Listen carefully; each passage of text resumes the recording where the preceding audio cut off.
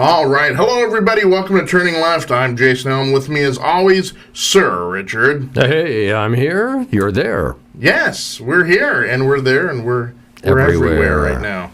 Yes, your progressive escape. This is your sane, progressive Shangri-La. You can, take your... Well, I don't have to worry about putting my hair down, but... Home away from home. Right.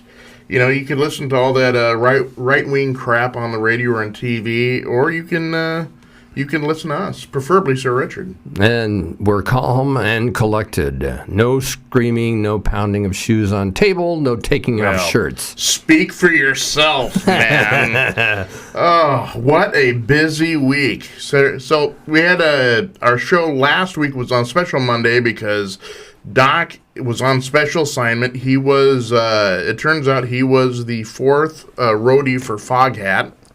And I asked him how it was, and all he would say is it was a slow ride. Oh, and I thought he was going to say it was foggy. Right, he's foggy. You know, he brought his fog hat. Yeah, just slow ride, take it easy. Yeah. All right, folks. Busy week. First, we had the Comey testifying.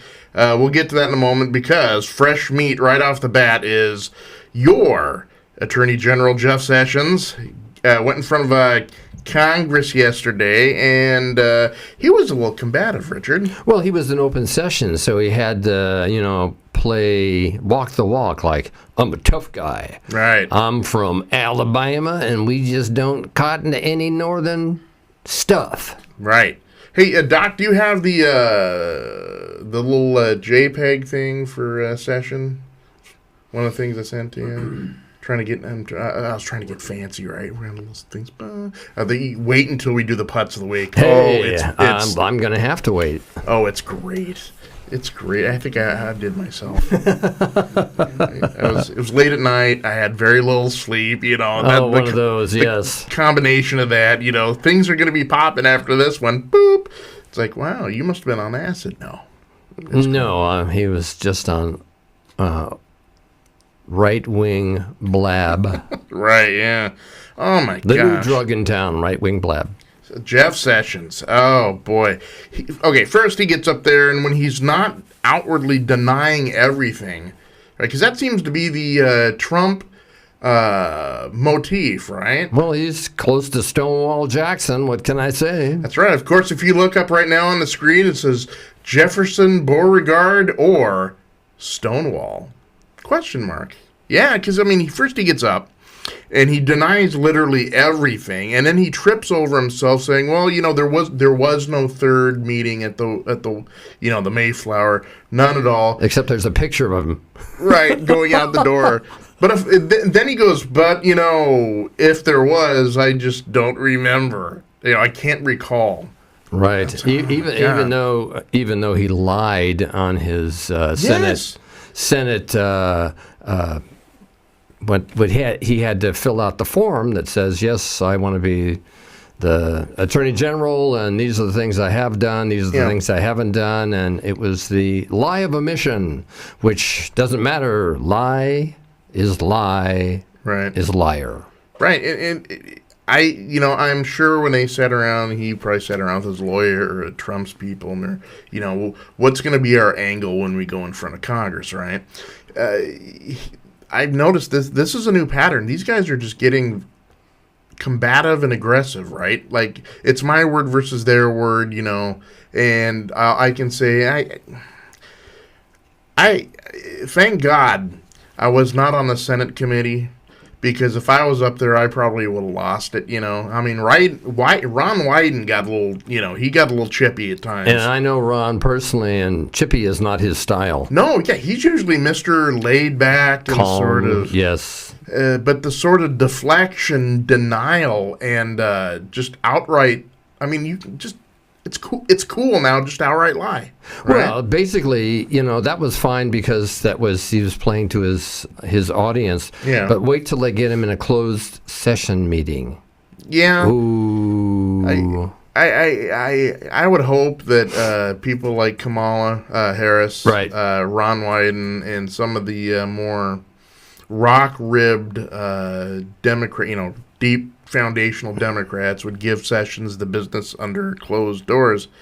But what I'm afraid of is under closed doors, I'm worried that the Republicans are going to go back into the good old boy network, right? Cameras aren't on me. We can chum around with Jeff Sessions, and we're not going to take this seriously. Meanwhile, the American people are just getting left hung out to dry on what exactly this whole investigation is and what it's supposed to be, right? Right. Well, it's roughly following the same pattern that Nixon pulled. Yeah.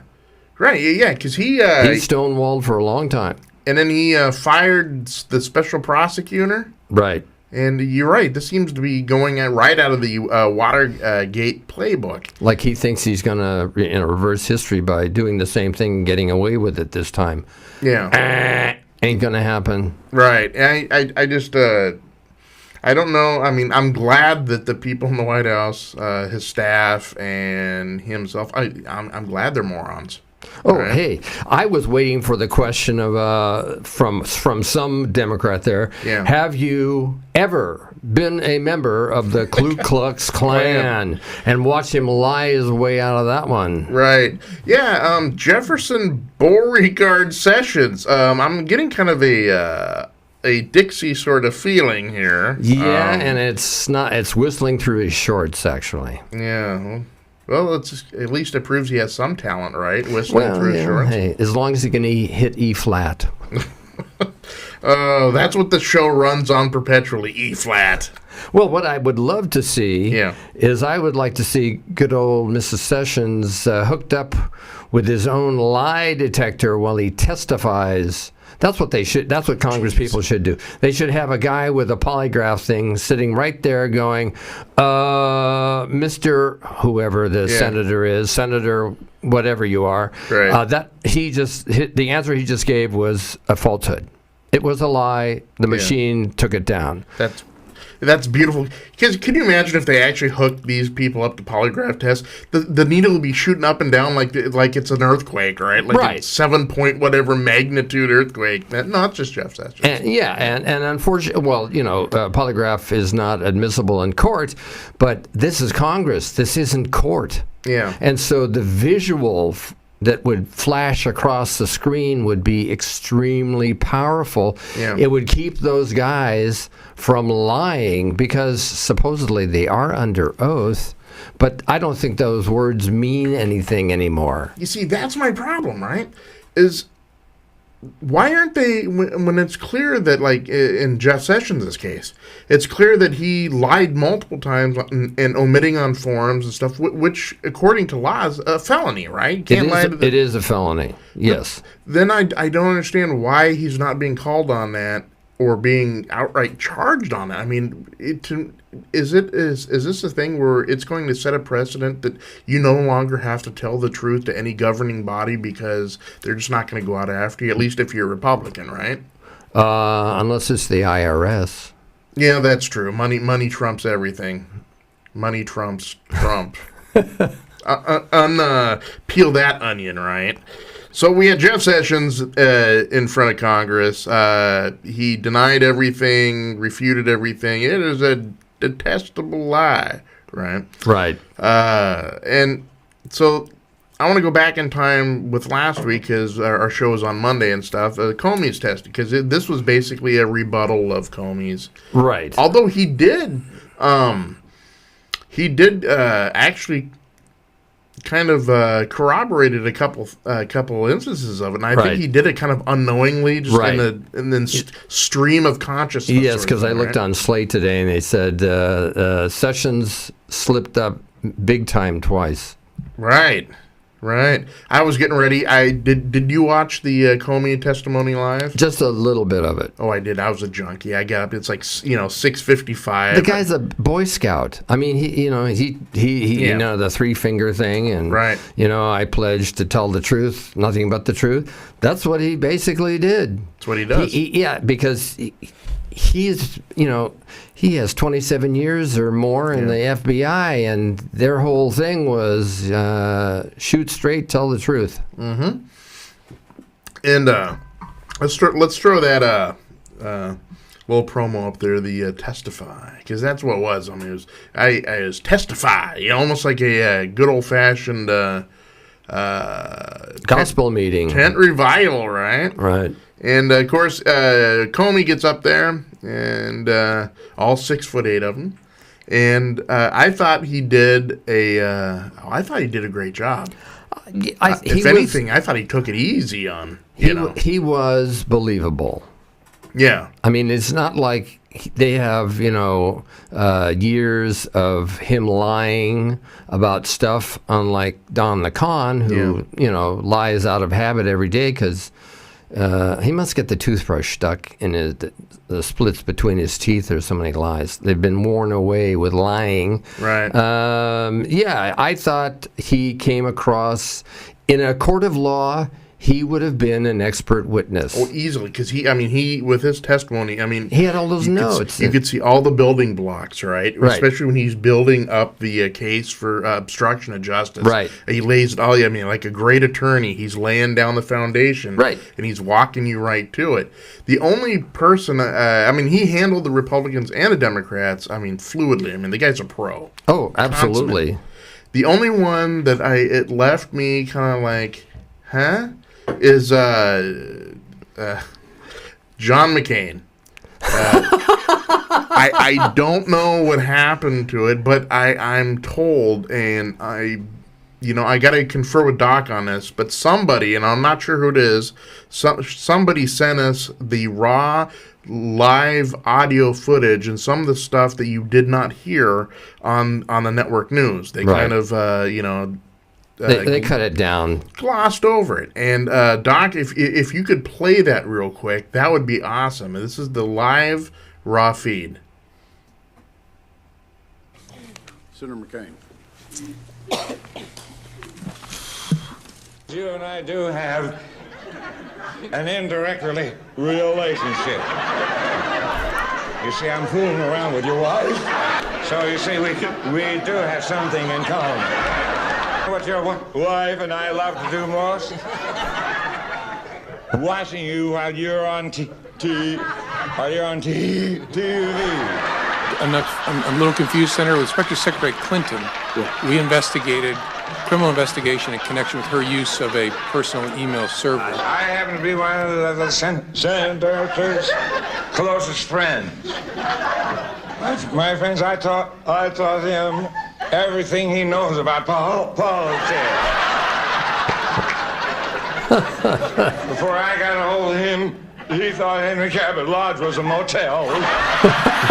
And Barry Goldwater was a urologist.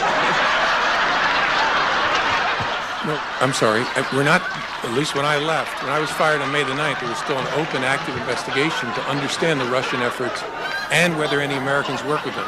I still can't figure out how the heck we lost. The only way I can figure it out, it must have been simply bad timing. Even as it was, it came pretty close. If one half of a person out of every 100 people had voted for him,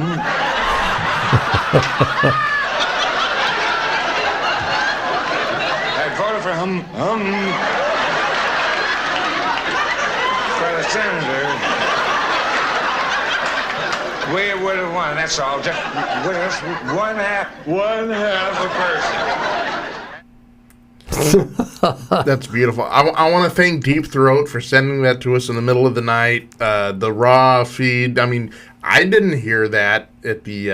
All I heard was McCain talking about nothing that made no sense. And right. And maybe it's just me, Sir Richard, but the older McCain gets, the more he sounds like Foster Brooks.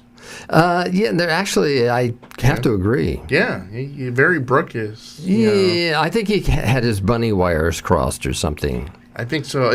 One thing that just cracked me up during the whole McCain thing, I know it's kind of sad to say it, but he was like talking nonsensical. Then he would look around to his colleagues and he's like, hey, I got it on, and they're sitting there going, right.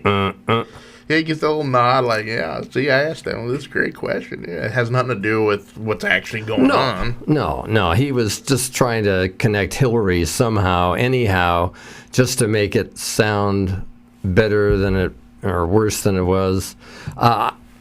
He was probably half asleep. It's distinctly possible. Which would have been more relevant. Well, he wasn't the John McCain that I have seen before. Kind of a maverick. I'm going to be out there and I'm not going to take any crap. Right. Type guy. This was kind of like somebody stuffed cotton in his brain. Right. And then, of course, after he gets done with the hearing, of course, the Republicans and the whole right-wing media, their media, bright apologizing for him. Yeah, but no, they're trashing Comey wholesale, right? Right. They're just saying, it's like they watch two completely different things. Because once again, they're off in Trump land in their own little magical wonderland. Right. And I found a kind of a pattern to it that I had a kind of a question. The two narratives that they were spinning was either one, James Comey lied, okay? Right. Or number two, he leaked information. He was a leaker. He leaked information. And so that begs the question, and I want to put up the little JPEG of it real quick. Let's play a game, Sir Richard. Sure. Play a game. It's called Liar or Leaker. Liar or Leaker. It sounds like my car. Hey, there you go. It has multiple uses. You could use it for Obviously. anything. politicians, cars, bladder control problems. Hey, incontinence is a congressional disease. Right. Liar or leaker. Because you can't have it both ways, okay?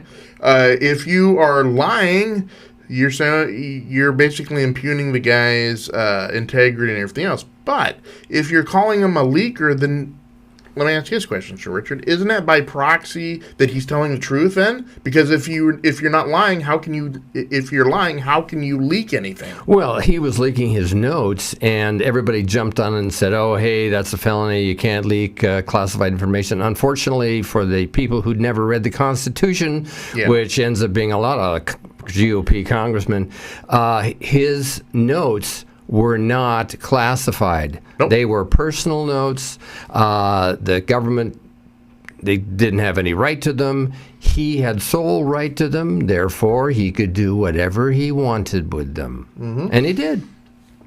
But it begs the question, okay? This is the narrative that the right and even people on social media. He's either a liar or he's a leaker. And to me, you can't have it both ways, folks. Dear right-wing friends, let's talk you and I for a moment, okay? Eye to eye.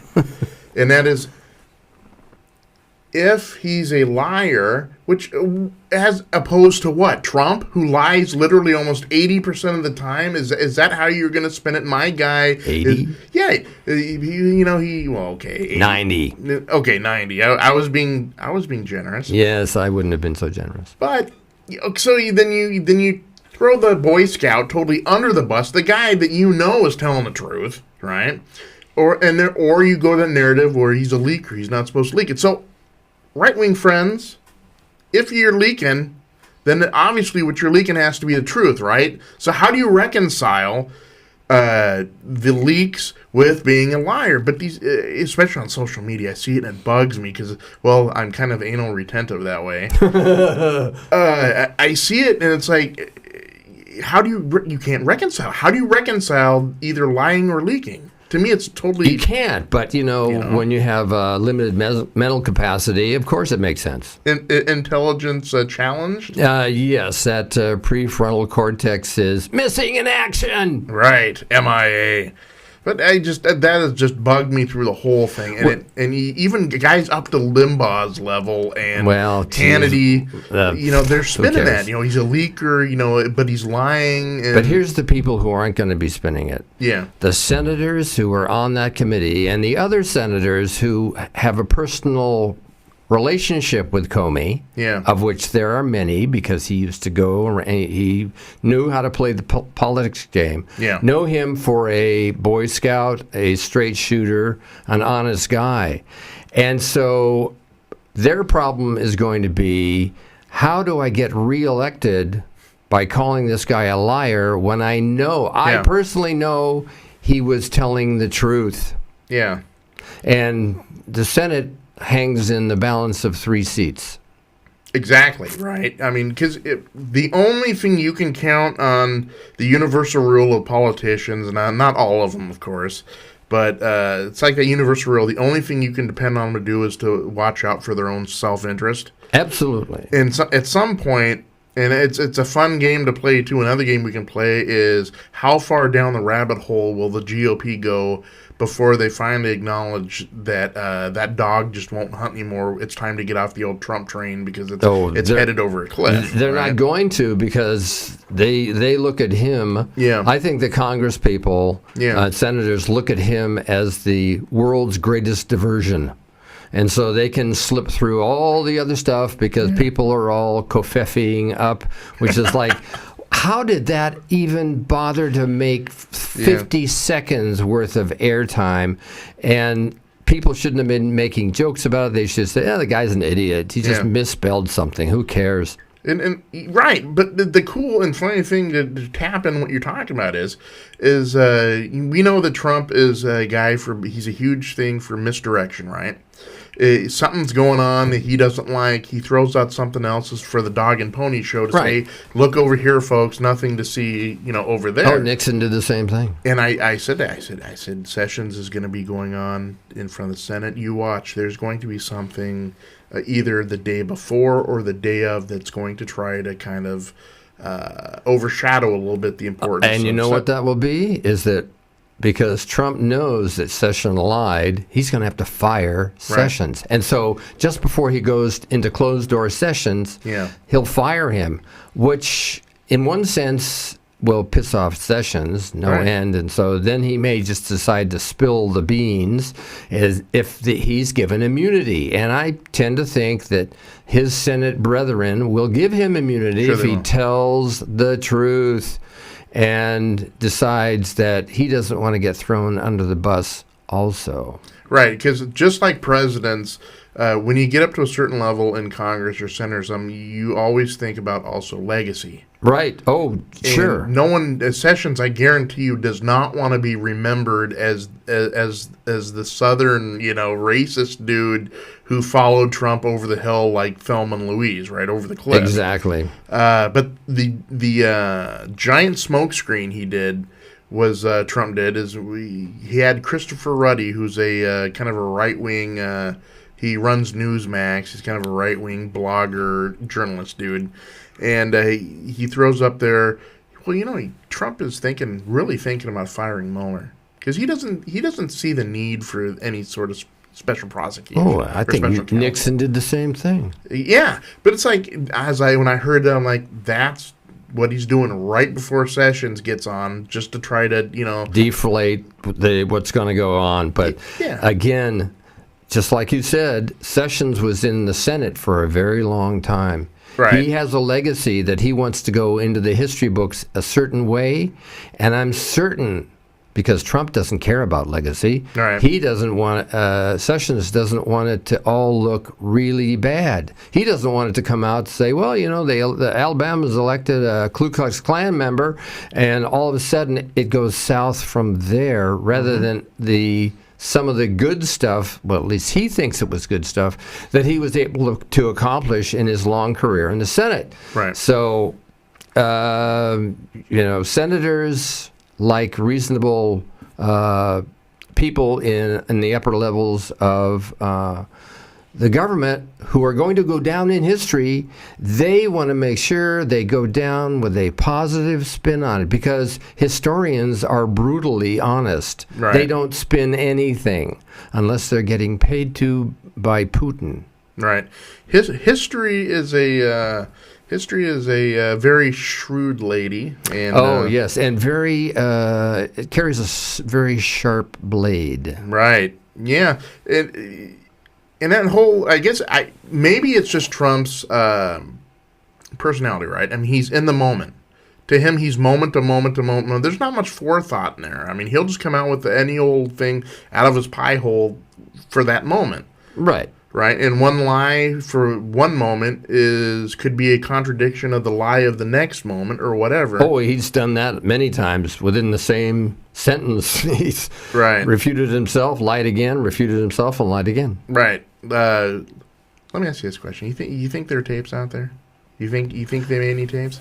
I think so, because I think all presidents kept tapes, mostly because up to Trumpoid, they wanted their library built in their name to contain historical documents, and the tapes become historical documents. The tapes, however, are the property of the American people. And there is no executive privilege that really blocks them, because it didn't work for Nixon when he tried it. So he had them cut 18 minutes out to look like, oops, the secretary goofed, cut out 18 minutes. Well, it didn't work. And so you can go into the Nixon library and listen to that 18-minute dead silence. Right. So let me ask you this question then, okay? If there are tapes, let's suppose that there are tapes. I'll go with that, idea. How come it's taken them so long to admit there even are tapes? I mean, why isn't any, and I guess this is what's just as an average Joe dude, it's so frustrating. I mean, you'd think that the Senate or the Congress would be all over that. Subpoena, we want them now, right? Because when John Dean admitted that there was tapes going on, I mean, literally by the next day, I mean, there was a whole... That was a Democratic Congress. Yeah, you're right. I guess maybe... wishful thinking on my part? Yeah, the Republicans are going to try to keep all of the dirt under the table. They don't want anything that could even begin to substantiate all of the claims that are going on out there. Because if the tapes were to come out, and the tapes basically you heard... Comey's testimony was spot on. That's exactly what Don the Con said. There you go. Right, and I love it's the smoking gun. I love his response. Oh Lordy, I hope there are tapes. Well, of course, because that would, from his point of view, that's going to be the deciding factor on whether people believe me or not. Because here it is on tape, folks, and it's not YouTube. Trump on YouTube. Oh my gosh, the democracy has fallen to sad straits when his 18, the missing 18 minutes are YouTube. Right. Okay, moving on. Number 3. There's another lawsuit. Holy cow, another one. And so this segment I'd like to call. It's the emoluments, stupid. And that's not something you put in your coffee. No. That's not. Yeah, it sounds like something. Yeah, like. Can I get a shot for that? I know I've got emoluments back over here. Yeah, Doc. It's my lumbago, and it's my emoluments. Exactly. So, folks, if you're out there right now and you're saying, "Geez, Jason, geez, Sir Richard, gee, Doc."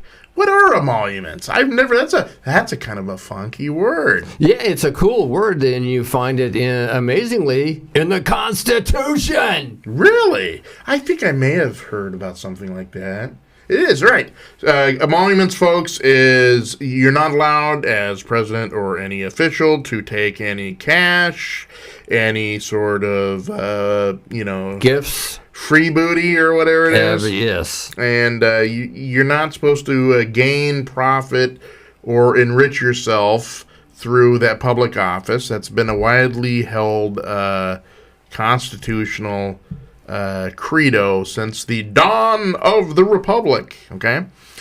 But, of course, we know with Trump, it's never that simple, never that easy. He is a snake oil salesman, and he has family businesses and stuff that he has still refused to put it in what the normal protocol is. It's called a blind trust. Okay, it's where you put your assets into a separate area that is run by an independent person that cannot have contact with you about that while you are holding public office. Correct. So Trump, to try to get around that, basically said, "Well, I'm going to have my kids run it now. The kids are going to run it. They're never going to tell me what's going on in the business." Oh, right. Oh, give me a break. Right, but since January 20th, this guy has made money off of everything. Well, let's take for account his Washington hotel. He purposely puts world leaders in there to so they will pay the money and whatever, and it enriches him. I mean, out of all the places in Washington, D.C., they could stay. Oh, you need to stay over at the and there's Mar-a-Lago and he goes to his properties. Yeah. And along with it, he doesn't pay for all the Secret Service and all the other staff people. They have to pay with a government check or credit card. Therefore, his company, Mar-a-Lago, is reaping the benefits that he shouldn't be getting. Oh, of course, yeah. I mean, whether it's through the real estate deals, trademarking, even his kid Ivanka, hawking her little jewelry or whatever it is on QVC or whatever. These people are making millions. Let's say that again, millions of dollars. And, of course, that goes against the Emoluments Clause in the Constitution. Now, there actually was a lawsuit. Some folks in Congress, they got together and they filed a lawsuit because they just don't think it's right. And that's another thing that really has bothered me about this whole administration, and especially the GOP side of it, is the amount that they will let this guy skate on just brazen illegality. Yeah, because, I mean, the GOP, they're always the ones screaming about, it's the Constitution. We got to follow the Constitution. When they're in power. No. Right. So hopefully this lawsuit will help shed some light. And I think in the one area where this could affect other investigations are, you would think that if you're going to have an Emoluments Clause lawsuit, at some point, you're going to have to get your hands on his tax returns. Right. Right? Because you're going to have to figure out how much money did he make, how much money did he declare. How much money he laundered from Putin. Right. Who he did his business with, for how much. Right. And, of course, Trump and his lawyers and the White House and everyone on the right, they are doing their damnedest not to have this guy have his tax returns out there. Oh, absolutely. On top of which, the Attorney General from New York and the Attorney General from New Jersey are suing him. Yes. And let's hope. I know Lady Justice sometimes goes at a glacial pace. Yes. Let's hope, though, that we can get a little peek, because I guarantee, folks, I don't make guarantees often, but I guarantee you, once you get a hold of this guy's tax returns, holy cow, Sir Richard, there's going to be some... I think it's going to come sooner than later, because they now have documents through the NSA that shows that the Russians hacked the voting machines in 39 states. Yeah. Therefore, the election could be under, if somebody brought this up, falsified elections. We have to do a redo. Oh. One can only hope. I never get religious here on the show, but I'm going to do it right now, okay? Dear God. You called? Dear... Oh, wait, let me do it this way. Okay. Yes, Jason. Yeah, no, I know, God, I haven't been talking to you that much lately, and I know I've been kind of a, bad boy. Yes, I've seen it all. But let's skip over that. God with a big G. Dear baby Jesus, swaddled in the manger, slick back hair, looking good. Please. All the BS is not going to make me say what you want me to say. I'm sorry, I got to try. I really think, and I hope, dear Lord, I pray that this all comes to light. That, Lord, will you show us the truth? Will you do that for us? Unfortunately, I'll be in Pittsburgh.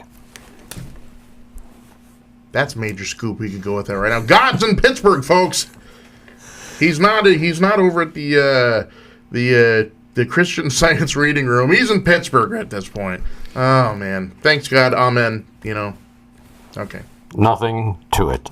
Excellent. Thank you. The other fun thing is that Eric, the what does Bill Maher call him? Houday and Usay. Made a statement. He made a statement about getting $100,000, and that somehow he slipped the fact that it got shoveled in. It was supposed to be going to St. Jude's Hospital. Yeah. It got slipped into funding for Donald Trump, and so now the New York Attorney General is investigating fraud.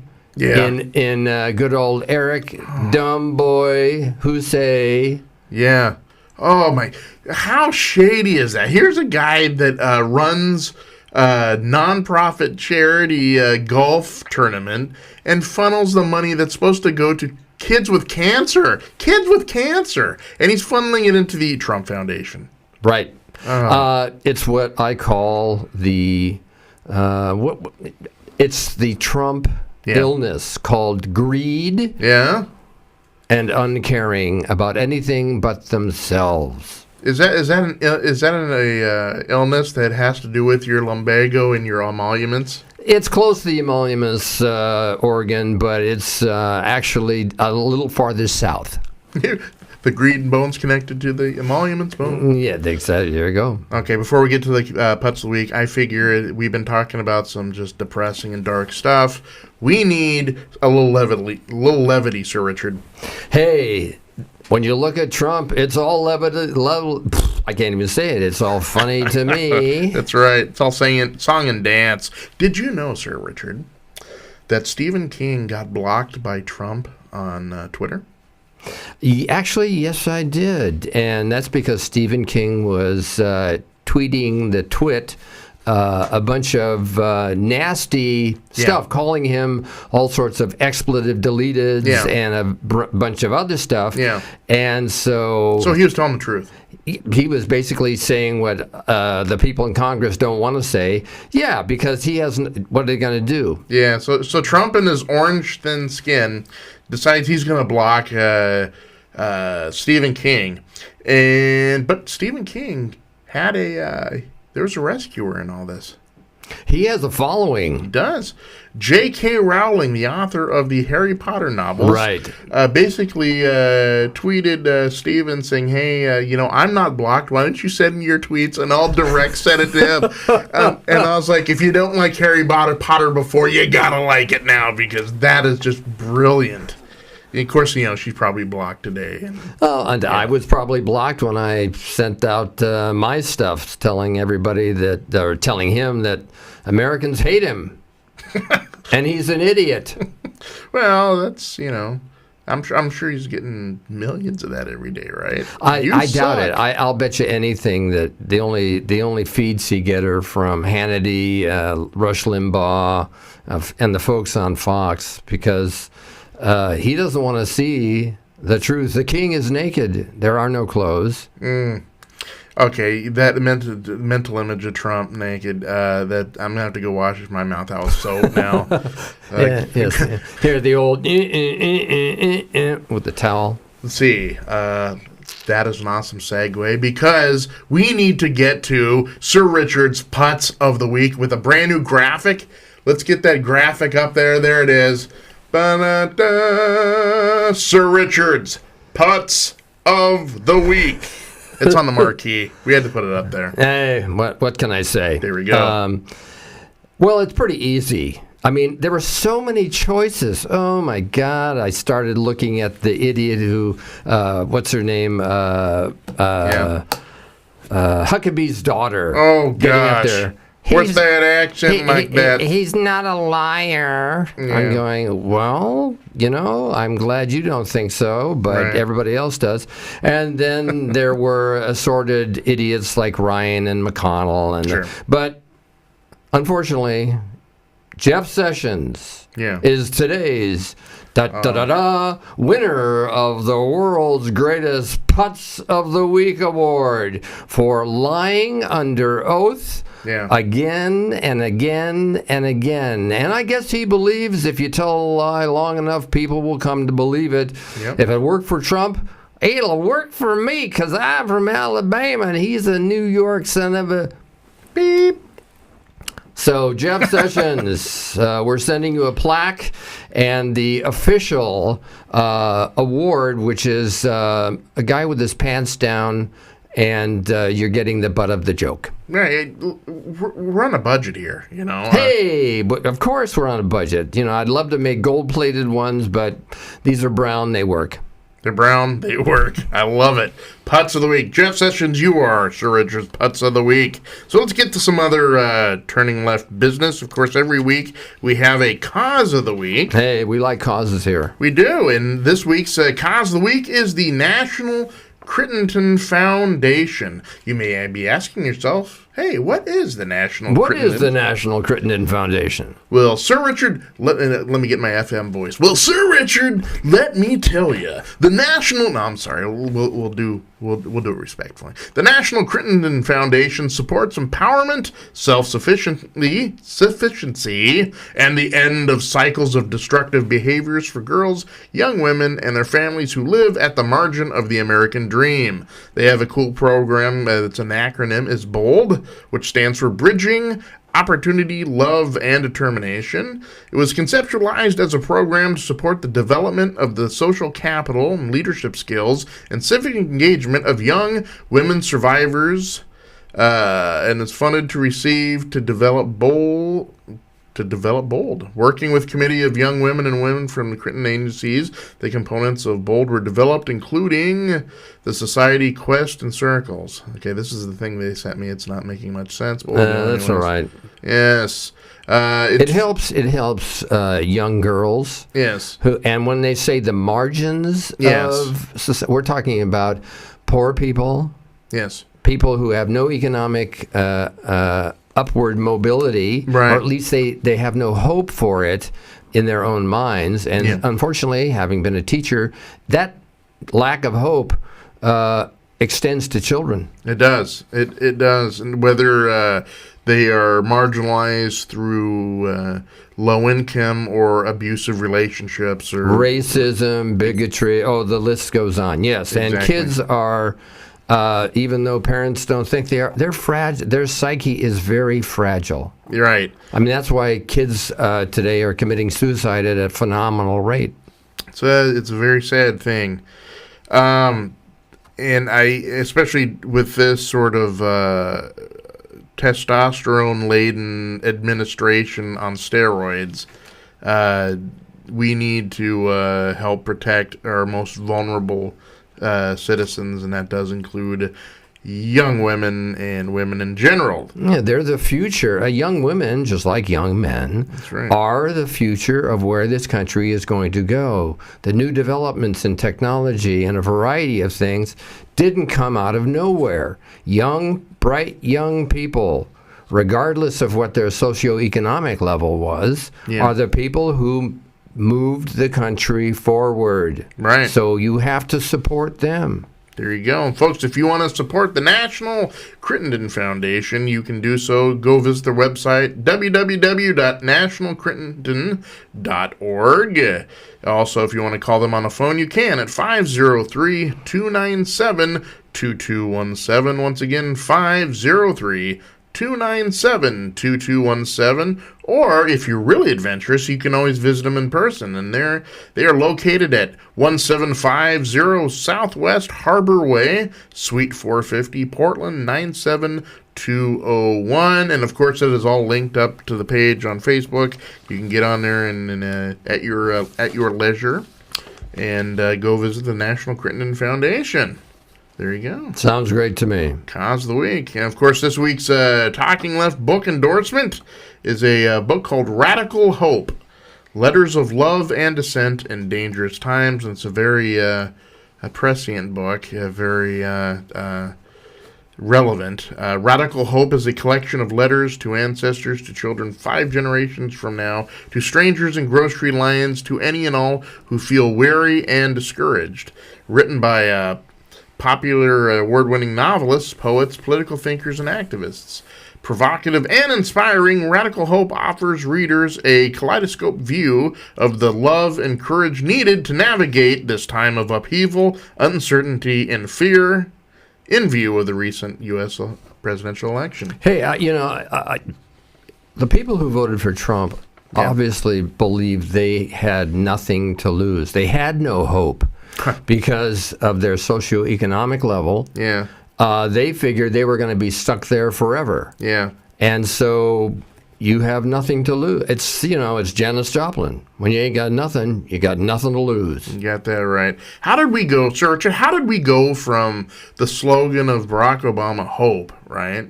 The iconic picture, the red and blue sort of artistic hope. How did we go from hope to dope? Basically through one word. Racism. The fact that a lot of white folks are scared of anybody that isn't white means that they would go for anything or anybody that would support the old way of doing things. It's 1850 out there for those folks. Yeah. And that's what they want to bring it back to. So they are the majority. They make the decisions.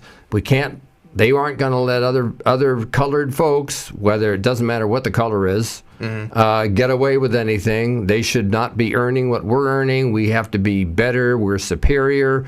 All that garbage that even the Pope has put down as ludicrous. Yeah.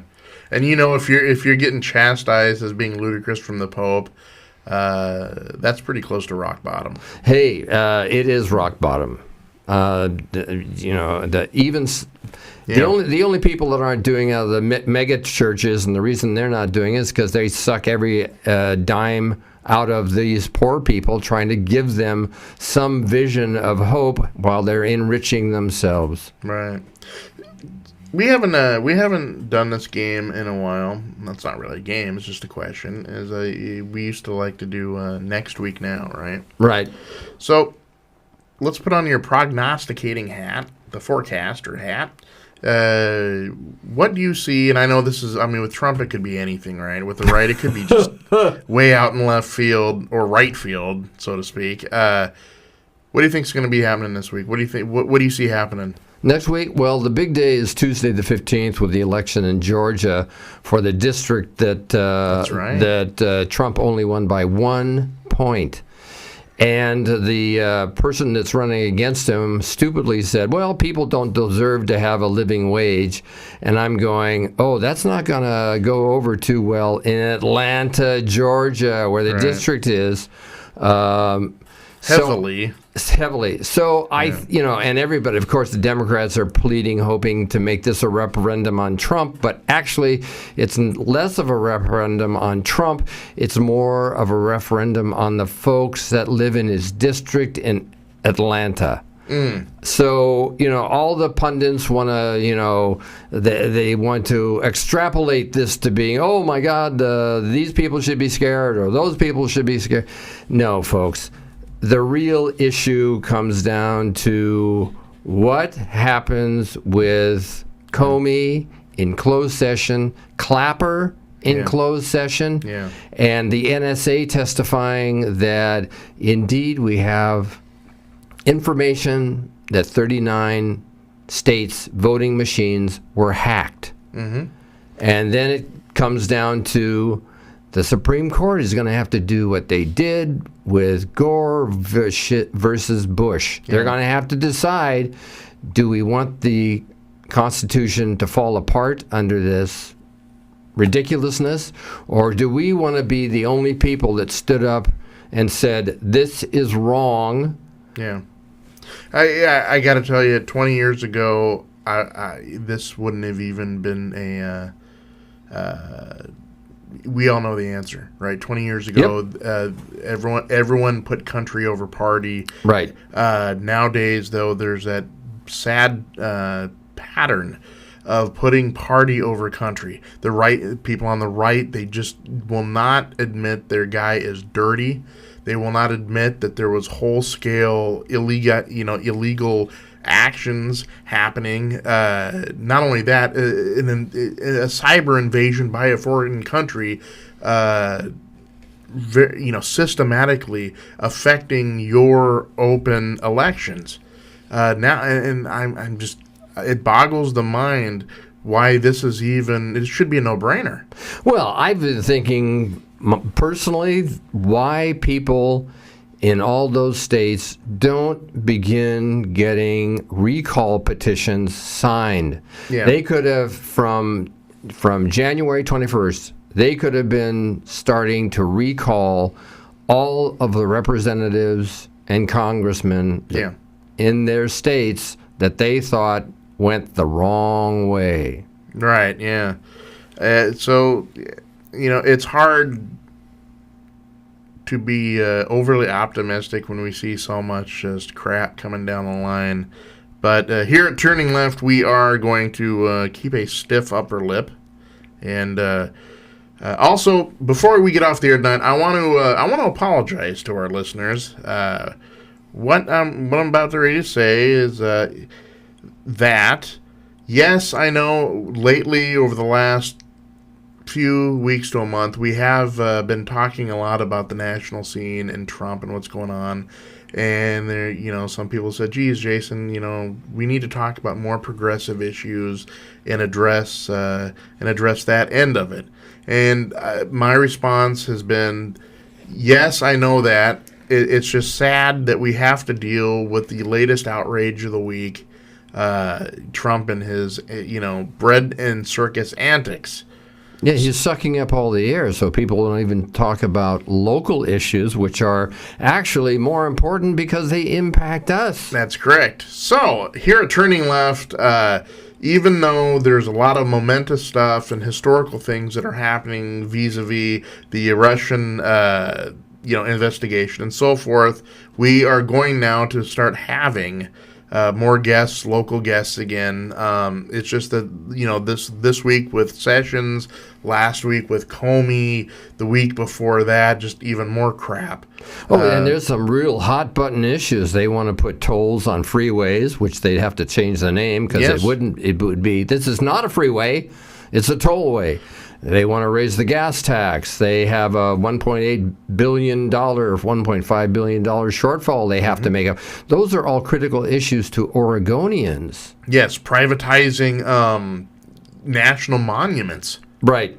I know Doc and I have talked about that a bunch, and that doesn't get nearly the amount of press it should get because, this is just bedrock pillars of our society right now, the national monuments, the way we handle that in national parks and our environment. Teddy Roosevelt would be, he would be out there with an Uzi shooting people. It's funny, Richard. What political party was Teddy Roosevelt? Actually, he was a Republican. Yes.